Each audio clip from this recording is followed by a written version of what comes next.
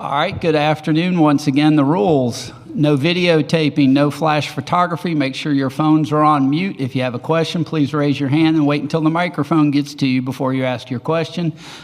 Please give us your name and affiliation. We're ready to start the Coach Moser press conference. Coach, could you please give us an opening statement? Yes, I know our guys, like everybody, is really excited to be here, but we're also excited to compete.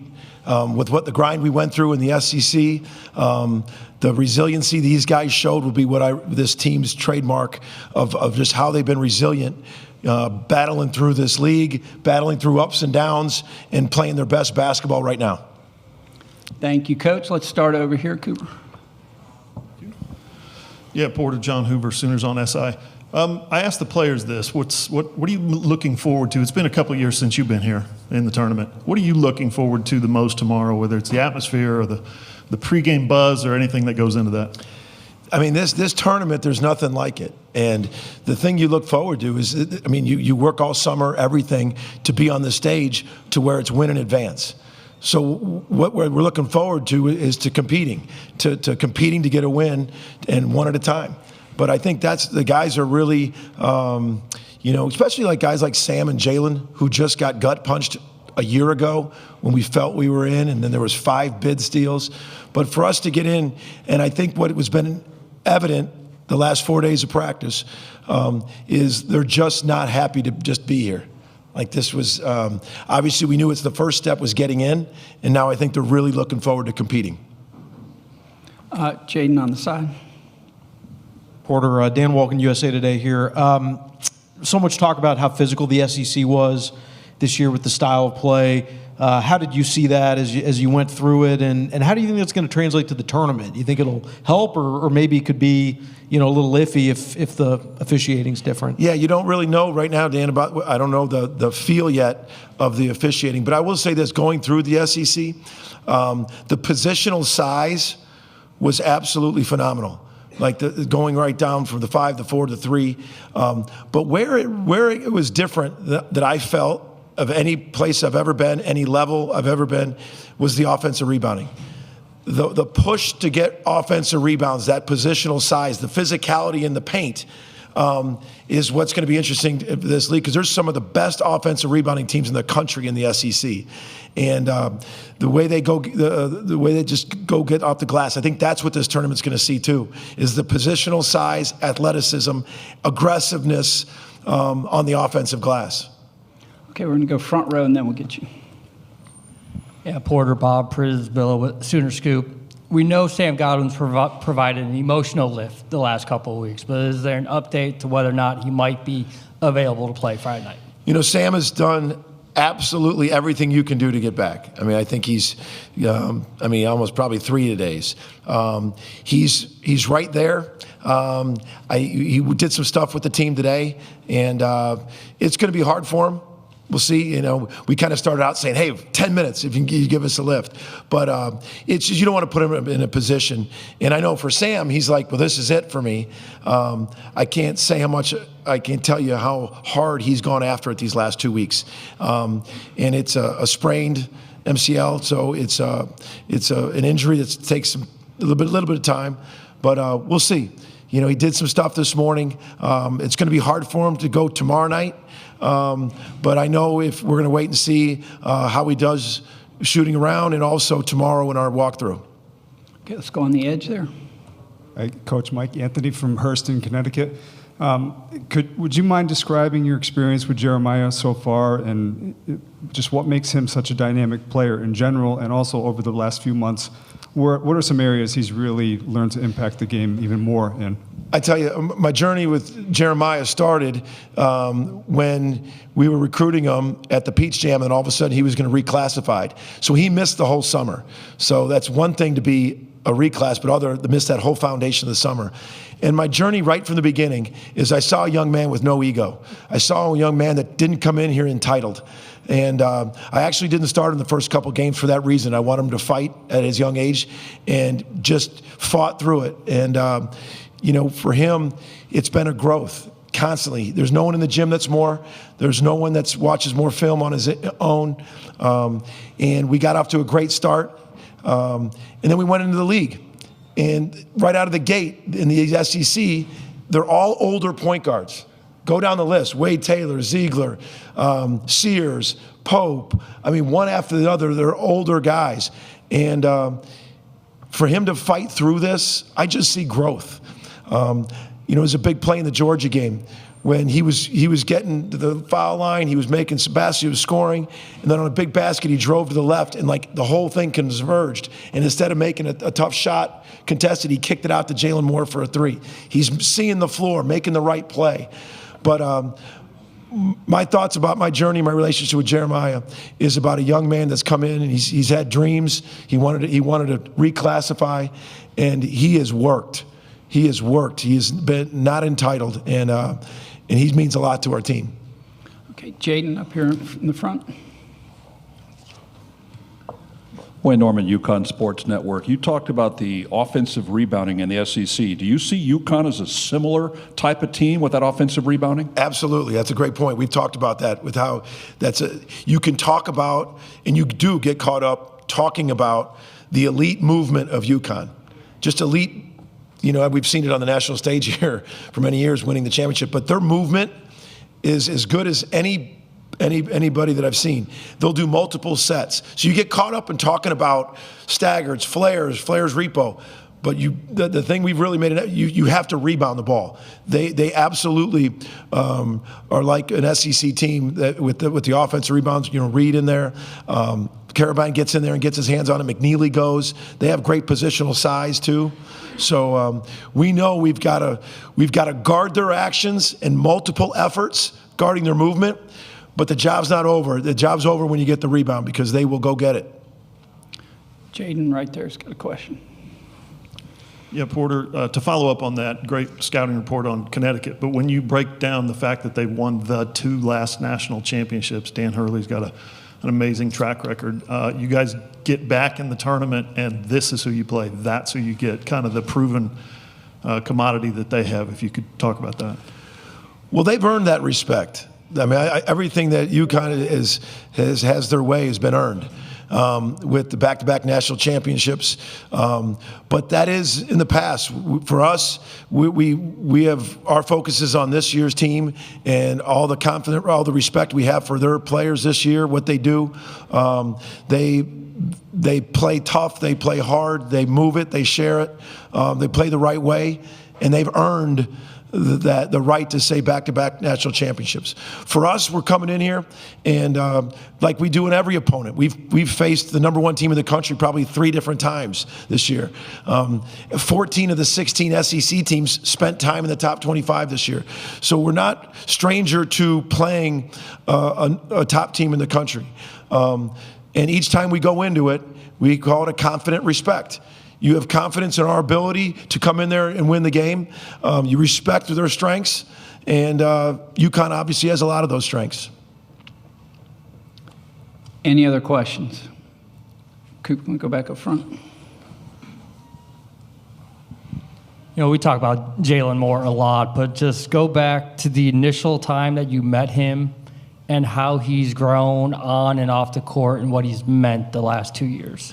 So Jalon was in the portal leaving Georgia Tech, and just like it is right now, there's a frenzy, and you're looking at stats and analytics, and Jalon averaged, I think, 4 or 5 points. I think he shot 17% from 3, making 4 threes. And we just loved his positional athleticism.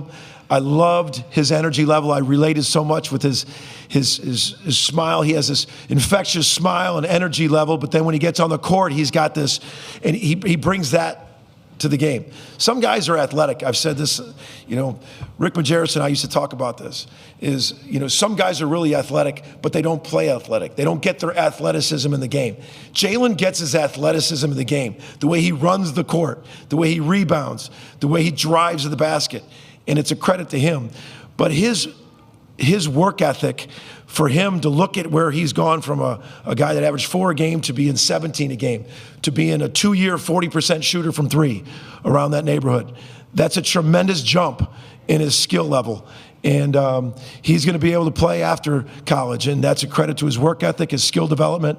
But last year at this time, for those that you don't know, we sat one-on-one. He just said, I'm in, coach. I'm in. I'm coming back. And that's so much of an unbelievable joy to go through this, and then to be have him and our program rewarded to fight through this hard.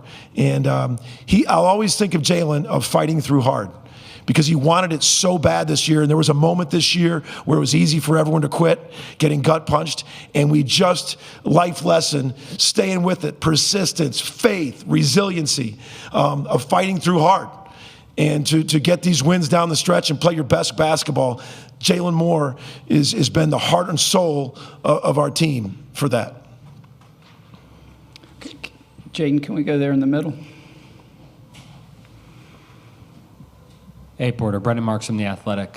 You mentioned, obviously, last year you guys thought you were in. Devastating not to get in. What have you learned about yourself as a coach, and what have you improved about the most yourself as a coach this season and leading you guys back?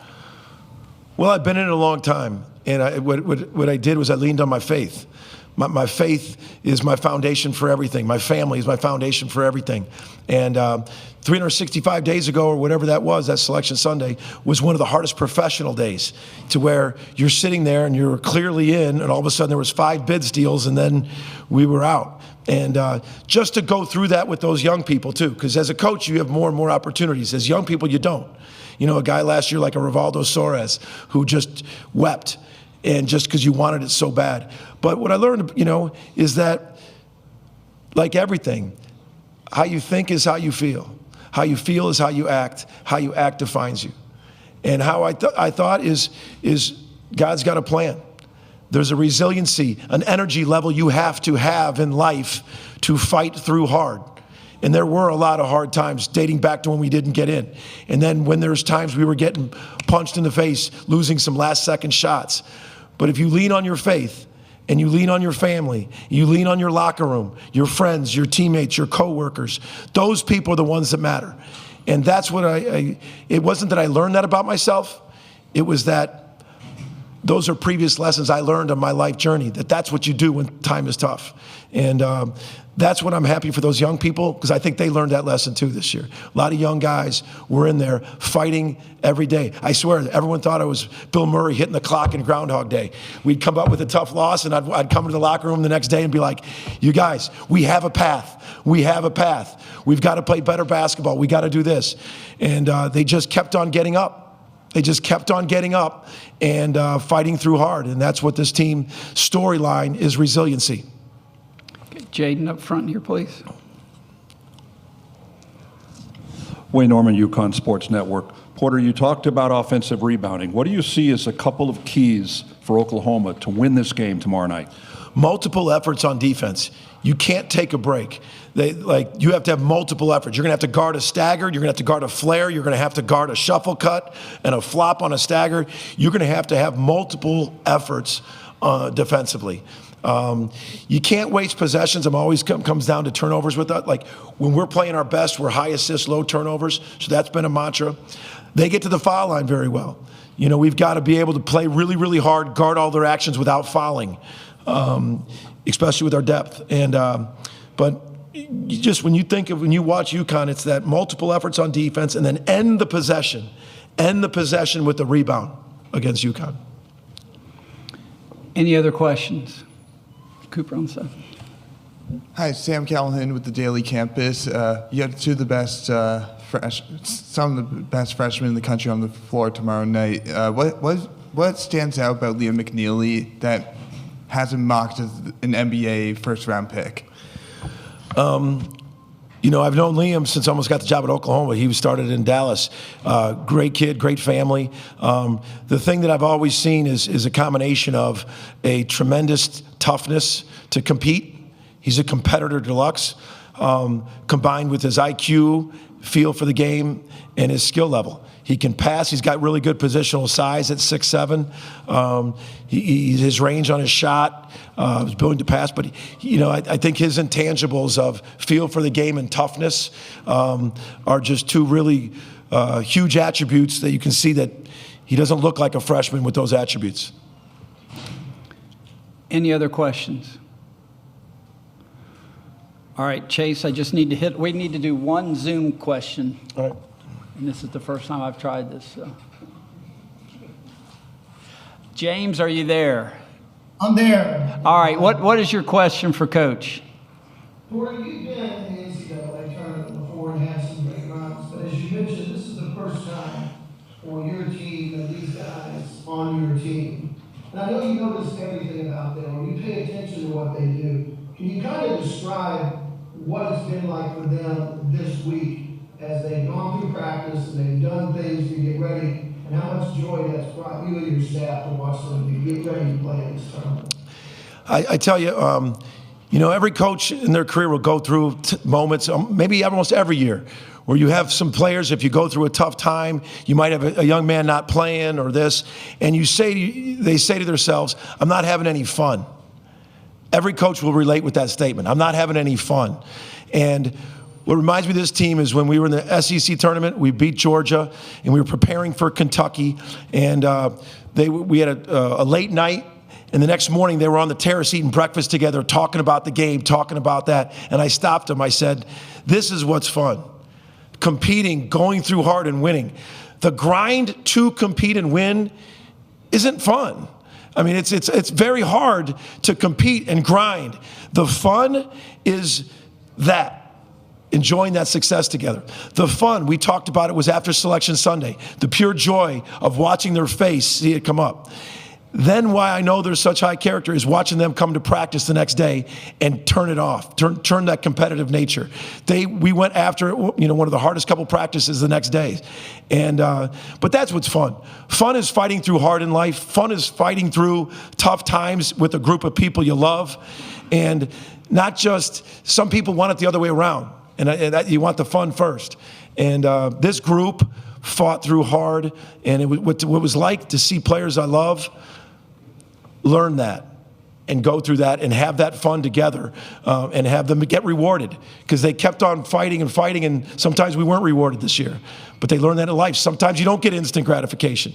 This group fought through it, and that's what I'll remember about this team, James, is watching that this last couple weeks unfold. All right, Coach, that's all the time we have. Thank you very much. Good luck tomorrow.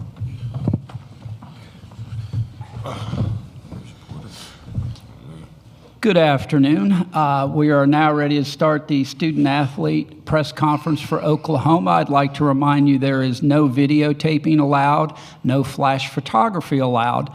If you have and please mute your telephones. If you have a question, please raise your hand and wait until we get you a microphone, and then please give us your name and your affiliation. Are there any questions for the student-athletes? Jaden, can we go up front here?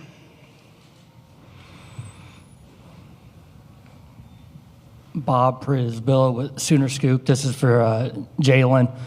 Porter was talking to us Sunday, and he mentioned going through the NBA draft workouts in Miami, conversation you guys had.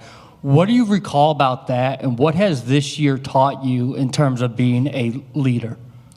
Just thinking back to that time when he came out to Miami and came out to just see me, watch me work out, and us having a conversation about just what the next year's going to look like, and just saying that we have to win and what we are needing to do to win, and what we need to do to also get guys here that have been to the tournament and get to where we want to go also. So just thinking back to now and thinking back to this whole season about how this team has grown through all the zillion times and adversity that we've been through. It's been amazing just to see how this team and how we've panned out to end the season and to get to this moment. So it's been amazing just to go throughout this journey and to be here. Cooper in the second row there, please. Hey guys, John Hoover, Sooners on SI. For Jalon and Jeremiah both, if you could answer this, please. You guys finally get into the NCAA tournament, right? You get back here, and you're facing the two-time defending national champion. What are your thoughts on Connecticut and how the bracket kind of shook out there? Jeremiah, could you go first, please? I think it's a great chance for us to show the world what we're capable of, and just coming together on the big stage, and nothing would be more important than getting a win. Jalon, do you have anything to add? Piggybacking off that, Nothing's more important than getting the win. They're a great team, and we're ready to go in there and compete and get the W. Jaden on the edge there. Dan Wolken from USA Today. For both of you guys, there was so much talk in the just around the SEC this year about how physical the games were, how physical the league was. How did you experience that, and how much are you looking forward to, seeing how the style of play is against, a different conference? Jalon, could you start? Just as you know, the SEC was the best league in the country coming into this year, and every game we had this year in the SEC schedule and the SEC season was a physical game, and I think that's gotten us ready to prepare us for any league, because we know every night we were playing quad one opponents every night, and just having to deal with that and be able to experience that, it made us a better team. Jeremiah, do you have anything to add? Yes, I would agree. I just want to piggyback off what he said. Obviously, it was the best league and it was the best league, and we was able to play against a lot of great opponents, such as Florida and Auburn, teams like that. So just playing against them every night has helped prepare us to be ready for the big game tomorrow. Any other questions? Cooper, can we go back up front? Jeremiah, we've sort of been through this before with you, but as you look back now, what was maybe the toughest adjustment of league play, and was there a turning point for you where you knew you had officially turned that corner? Yes, just the overall league was very physical, it was very tough. Every game was a great game, and my teammates, I give a lot of credit to my teammates. It was a couple ups and downs in the road, but they just did a great job of just staying together. Whether we was winning or losing, we just stayed together throughout the whole process and throughout the whole season, and that has helped us get us here today. So I just want to give a lot of credit to them, and the coaches did a great job as well, just keeping us motivated. Whether it was a tough loss or it was a great win, they just did a great job of helping us bounce back and continuing to watch film and not skip our process. Okay, second row here, Jaden, and then we'll get you.